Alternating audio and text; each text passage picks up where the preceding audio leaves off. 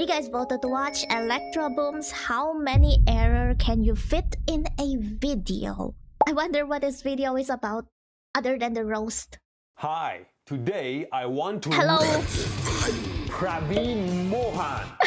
Calmly. Calmly. Praveen Mohan is another YouTuber that talks about ancient structures and artifacts in his channel and then tries to make them even more exciting by talking about how those things are more than what they seem and that our ancestors had tapped into so much advanced science. He is the same guy I debunked once in my old video about the fake backdot batteries. He even has a mini bio on IMDb website. Praveen Mohan is known for IMDb. his groundbreaking research on ancient history, archaeology, and extraterrestrial theory. I am going to bet my one chocolate from my stash that he wrote this himself. Like, you can see that little edit button. He's gotta be writing all this, putting it in ChatGPT, or maybe he just write it himself. He recently discovered India's oldest sundial. Really? Whoa! Let's look at that video. Let me show you a short clip of a tour guide figuring out the time, and then I will explain how the sundial works. Oh, the tour guide already knows it's a sundial. He didn't discover it. Did he? The tour guide be like, "My minions!" Whoops, a wrong script. Ladies and gentlemen, as you can see at our left is our ancient sundial. Then he be like, "Wow, first time seeing this. What if I write that I discovered this in IMDb? Since I just created an account free of charge." Did he write his own biography here? Praveen began exploring ancient mounds of America. He has argued that since the mounds can be understood from air, they must have been made for extraterrestrials. I haven't started the video yet and he's bombarding me with bullshit. I mean, it's always fine to allow your mind to wonder about what could be and ask questions to find new things. After all, Discovery and History channels are guilty of making money off aliens and ancient technology. But Mohan doesn't. The funny thing is, my dad actually was lied to, as he would put it, by all of these history channels. Then after YouTube was available on our TV, then it was already debunked and he felt so cheated. Ancient technology. But Mohan doesn't just turn simple stuff into exaggerated nonsense like, oh look, how can it be that this ancient human statue has also arms and legs? This is exactly how a human knee would look. And look at the shin bone, how it protrudes. It's a knee, Mohan. It's supposed to look like a knee. What he also does is... I mean, it could look like an elbow, you know? But it's kind of entertaining, you know? You can roast them. It's quite a entertaining thing to watch. Other people roasting him. He tries to explain everything scientifically and with evidence, which is awesome. If you know how scientific thinking works and know the actual science, my sponsor Brilliant.org can help you with that. You can learn how to scientific think by doing the scientific thinking through Brilliant's interactive lessons on scientific thinking, along with tons of science, math, and computing lessons. Let's Follow go. my link or scan the QR code and start with a free 1-month trial. More at the end. Anyway, let's keep an open mind and watch one of his videos, which is about the new discovery of a temple in Indonesia. It can't be that bad. Archaeologists found an ancient wire in the Chandi. That wasn't what I expect him to sound like. No offense though. I wasn't expecting that. Indonesia. Yes, this is the actual picture of that high quality copper alloy wire. And initially they thought it was an ornamental ring. I would think the same thing too, because I'm sure it's nothing else. But upon closer examination, they were shell-shocked because it was not a ring. It was a wire, just like the electrical wires we use today. Bold claims. Is that true? The archaeology report published by the Indonesian government actually mentions the words wire made of copper alloy. I found the test report. Wire. What the word wire is repeated only once in this entire document, and there is no mention of electricity here. And wire is not only for electrical wire. Have you heard of barbed wires? Post-editing note. This is figure 24 from the actual report, and this is figure 24 Mohan is showing. And I can't find the image of that ring anywhere else on the internet. I had a feeling he created a fake figure 24 and that ring might be AI generated. AI that time? How long was this video? Like this one was made 2024. And Praveen Mohan's... he has a lot of UFO sightings, you know? He likes the UFO. He likes the alien. And where is this? The largest sundial. I'm guessing it's like 1 year ago, something like that. So, yeah, it could be AI. AI is getting so good these days, especially with those animal videos. I don't know which one is real and which one's fake anymore. Sometimes when you see some animals do extraordinary things, you'll be like, oh wow, then suddenly all the comments be like, oh, it's AI. Then you kind of get sad. That's what I feel. How long are we going to... 24 and that ring might be AI generated. How long are we going to pretend that all these ancient objects are meaningless and were used for superstition? What the f is this text here? I mean, here and here it shows 2 centimeters, and all of a sudden this? Is this whole thing AI generated? AI! Definitely looks like it. Yeah. He speaks too slow. Let's speed it up. What is more fascinating to me is how they stored the wire. This is just like how we store the wires. We keep wires circled up. Oh my god, he's right. We always store wires in a circle to save space. And we know that historically humans never stored anything else in a circle, like a rope or a hose or a string. True. I mean, if you wanna, you could store it in a square. That will definitely won't damage the wires. Trust me, bro. Objects start to look like parts of a complex machine. These thin metal plates look like fan blades of a modern rotor, right? Exactly. How could I not see that? Boom! Wow. Or maybe they just look like flowers. True. I cut some of these artifacts out of paper, passed some wire through their center. Is this more likely, or a computer fan? Archaeologists found fragments of thin rectangular iron plates. They called them iron spatulas in the archaeological report. Found more thin slivers of silver, but experts could not put them together. And I suppose Mohan knows better than many experts. Perhaps he is well educated in the field of science and archaeology. Let's find out. In LinkedIn, he is the CEO of himself, no record of education. He is the CEO of himself. Yeah, and I pay myself the salary too. Huh? This month not enough for salary? Hiya. Time to eat bread for 1 month. Hey, what is your educational? He is the CEO of himself, no record of education. A Reddit AMA. What is your educational background? I will answer your questions someday. Someday. Website. There is nothing about his education. It is safe to say he's not educated in science and technology. We can call him self-taught in archaeology at best. They found something placed on a small pedestal. Yes, it is an earthen pot placed exactly under the spout of the base. This is not the norm in most ancient temples. You don't usually find this setup. I mean, a bowl underwater is the most common thing I can think of. But inside these pots, archaeologists found a strange organic material. It was rice husk. What's rice husk? Rice hulls or husks are the hard protection covering of grains of rice. Yeah, and one of the most strange ancient material. It's not strange at all, and it's probably a very common item considering the amount of rice that is consumed all over the continent of Asia. Proves that yeah, it is everywhere. Next time, what is he going to say? Oh wow, this is a leaf fossil from an ancient tree. Proves that they were doing something very strange. Strange? Oh wow, I didn't know that beating the husk off the rice is strange. I didn't know that eating rice is so strange. Hate it when people use the word prove so loosely, as if it is impossible to poke a hole in that theory. Everyone in ancient times had rice husk because they had to clean their own rice. In ancient times, rice husk was usually added to hold things firmly in place. It acted as a natural placeholder. It is soft and slimy when you first add water to it, but when you put an iron plate or a silver foil inside the pot, the husk will become rock hard. What is this bullshit? Rice husk is waited. basically wood. It hardly mixes with water, let alone becoming concrete with iron and silver.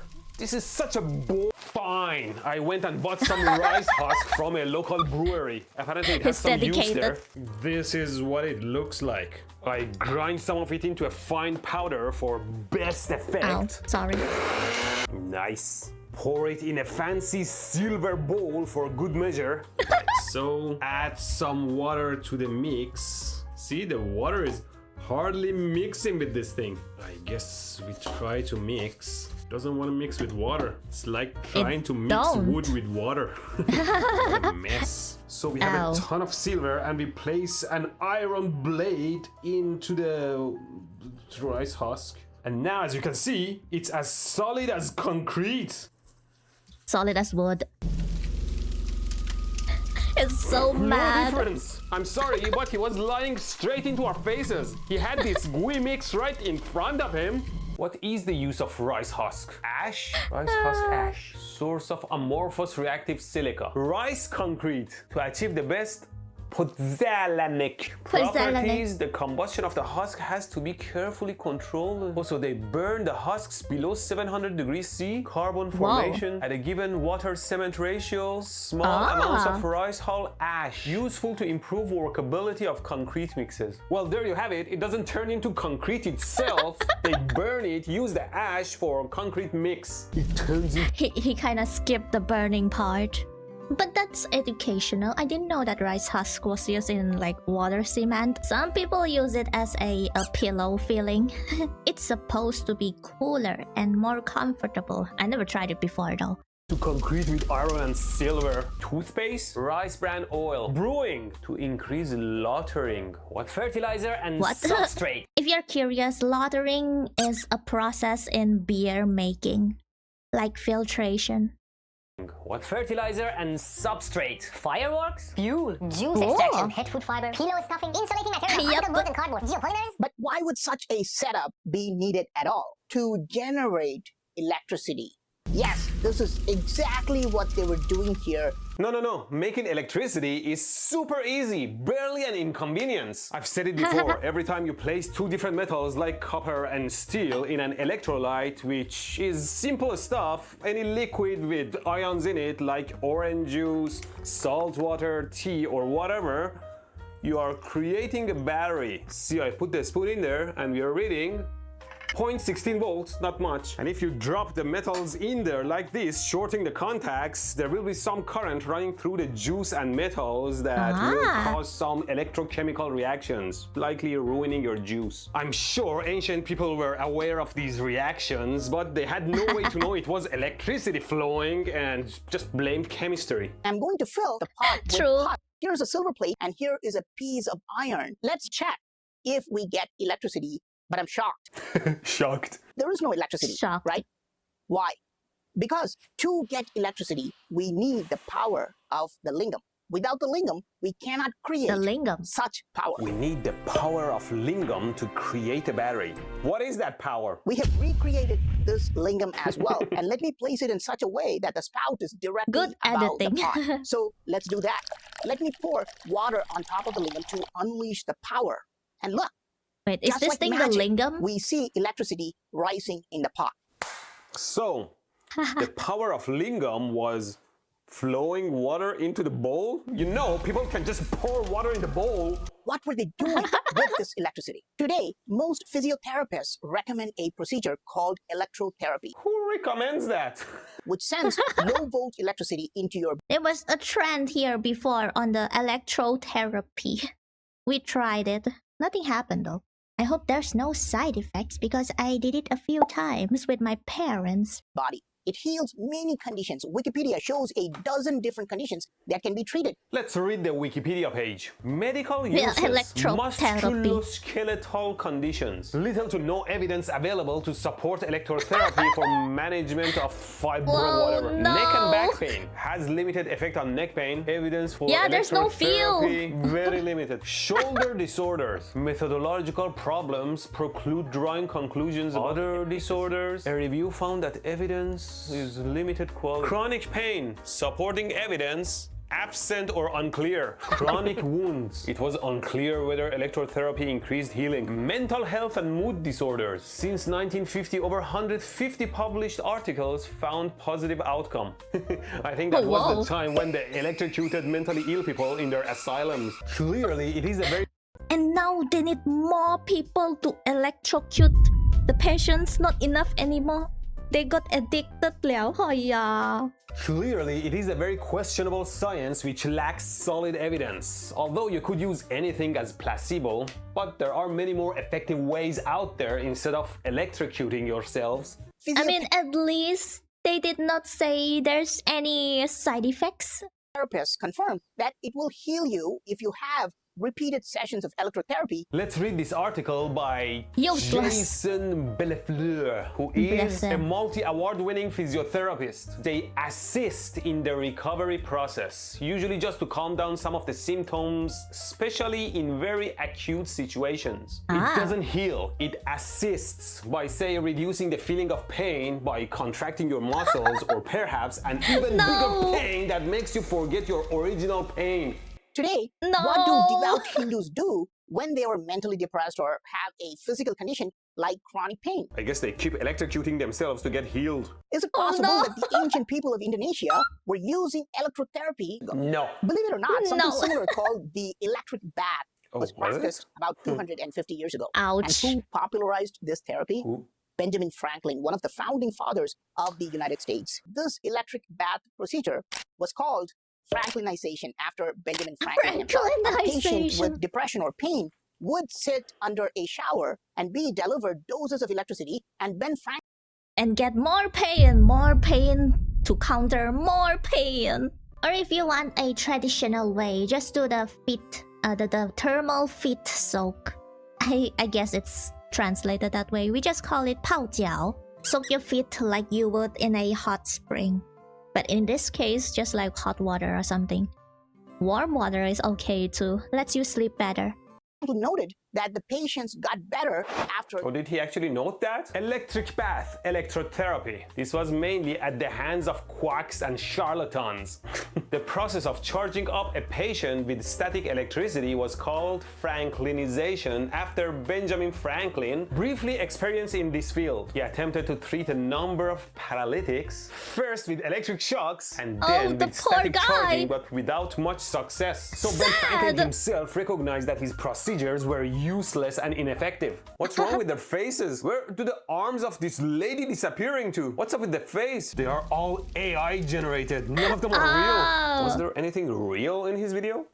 I feel I'm a bit dumber for watching this video. But why? I mean, like, it's fine if you want to use AI picture for like adding more picture to your story. If you want to use it as a real life reference, that's kind of bad. I'm kind of sad. All those fake AI animal videos. Why stop there? Let's get dumber watching another video. What was hiding under this lingam at Chandi Kimpolan Temple? Oh, it's called when a lingam. archaeologists removed the cylinder, they found a stone object with 17 cavities. Inside these cavities, they had... I'm sorry, it reminds me of my dentist. Alternating plates made of gold and silver, making it look like the fan blades of a motor. It just looks like a flower. Why do we have to compare it to something fancier that we use nowadays? Experts dismiss. Yeah, I know there's another meaning to it, like cavities on the wall, but it just reminds me of that. My dentist. As a mere religious ritual. Maybe you should listen to the experts, man. But was there a scientific purpose behind it? Didn't the experts say no? And here we have a lingam. We have designed it to be removable, and underneath the lingam, we have recreated this stone plate with a large circular gold plate in the center. I've put some simple color foils for now. Real gold? But what were they doing with these gold and silver plates? This is one plate of Only pure plated. gold, and this is a plate of pure silver. We are just putting them one next to another in this pot. Will this also produce electricity? Of course it will. Pour water into Every it, time we can it's actually electricity. see the voltage gain here. We can see electricity 60 being produced. millivolts. Wow. And using Wow. this electricity to run machines and devices, just What do like you what we do mean? today. No. So he talked about all that electricity generation for nothing? Ancient builders were making gold water and were using it for healing purposes. What? Let me explain. When we put gold and silver next to one another, very small atoms of gold are starting to detach from the gold plate. What? They are traveling in this water and are moving towards the silver plate. That's not how any of this works. Gold is an inert metal and barely ever wants to mix with anything. Now suddenly dissolves in water, and you have to close the circuit for electrons to flow if you want any plating to happen. And silver being a more active metal, it will want to plate over gold, not the other way around. They use a similar technique to prevent iron from rusting. What was it called? I'm Grady, and this is Practical Engineering. In today's episode, we're talking about cathodic protection for corrosion control. Corrosion is an Erosion electrochemical control. process. As the anode loses electrons, it corrodes. Yeah, go watch Practical Engineering. This is one guy who knows what he's talking about. Thanks, Grady. We can actually Thanks, Grady. If gold actually dissolves in water, where do you find gold, though? Those, I want to say gold diggers, but there's another meaning for that. But those people who found gold in rivers, when you use the sheaf and stuff, yeah. It's called panning, gold panning. electroplate this piece of silver and make it look like gold. That was fake! He shows silver Fake. plate in one clip and switches it to gold in the other clip. For gold plating, you need the positive terminal of an external DC power supply around 3 to 5 volts connected to gold. So that positive terminal sucks electrons from gold, disconnecting gold atoms and plating them over the metal on the negative terminal. In this case, gold is the electrical load in the system versus Mohan's setup where gold is the positive of the supply. Not only the voltage is very small, gold is the one sucking electrons from silver, disconnecting silver atoms. It's just misinforming. Ancient builders were not trying to do it's the gold opposite plating side. or generate electricity. He keeps spitting false information and then says it wasn't the purpose anyway. They placed it under the lingam to make gold water. What? Can you dissolve gold in No. water? The most useful for Then what- dissolving gold is aqua regia. What is aqua regia? A mixture of concentrated nitric and hydrochloric Damn, acid. hydrochloric So acid. it's a drink and die potion. What is Yeah. gold water? As you can see, it really has gold flakes in it. Seems the goal is to add undissolvable gold shavings into the water and drink it for benefits. Like Mr. Beast's gold-plated steak. These people are so rich, These people too rich, I cannot. they eat gold. We pour Yeah. water on this lingam. The water hits the base. It goes into this pit and soaks into this secret stone plate, and tiny particles of gold will detach and try to swim towards the silver. No, they don't. But why did ancient builders need gold What water? about the Even gold today, Hindus panning? use a silver cup, put a gold coin into it, pour hot water, and after a few minutes, they drink this water. Gold is an inert metal, right? You just poop it out. Does eating gold have any benefits? I don't think so. According to Kolikov, Caviar, and Gourmet, although eating gold may not have any detrimental effects on your health, It's thank just for God, the rich. it also doesn't have any nutritional benefits. Gold is a biologically inert metal, which means that it will not even be absorbed by your digestive tract. Any medical So you will get gold poop. I wonder if you can sell that gold poop. Ew. benefits? There remains no substantial proof. Beautifying benefits? Simply a Nope. marketing ploy. Imagine Yeah. drinking this gold water. Why don't you just put it in a safe or something? Go collect the gold and put it in a container. And one day you can melt it and make gold bars. One day. Trust. Every day. By the way, don't try this at home. Please don't try to make your own gold water. Now he's scared. Please don't do it at home because it's not real. I mean, you don't have side effects. This was a place where great healings were performed. No, I won't. I couldn't find a single technical video of his where he doesn't spit out some technological misinformation, likely because he doesn't know how things work. And sometimes he cares more about views than the obvious truth. But where he just shows ancient artifacts and places and talks about cultural meanings and stories behind them, that's fine and good. It gets people inspired and excited to see those places. Although, considering the quality of provided information, I would take anything from him with a grain of salt. And a lot of rice husks. But you can be confident the information you get from my sponsor, Brilliant.org, is solid. Really, it's the best place I know online to learn or refresh your knowledge on tons of topics from math and data analysis to programming and artificial intelligence through thousands of interactive lessons. And interactivity is the best way to learn. I never had enough memory to remember all the methods and equations teachers tried to feed me. So I always learned by solving my own problems. And that's how Brilliant teaches, by having you do hands-on problem solving. So instead of memorizing, you learn to think and become a skilled problem solver. Every time you forget something, you retrace your steps and arrive at what you need. And soon you realize by taking a new habit of learning at your own convenience for a few minutes every day at Brilliant, you are becoming such a big brain. Like I mentioned, I love the scientific thinking course that everyone needs to take to just think better. Then it takes you on an interactive tour and teaches you many principles of science so you can think with proper scientific input. You can try all these and more for free with Brilliant's 30-day free trial visiting my link brilliant.org/electroboom or scanning the QR code, and after falling in love with learning, you get 20% off for life on your annual premium subscription. Do it! And thank you for watching. Do it!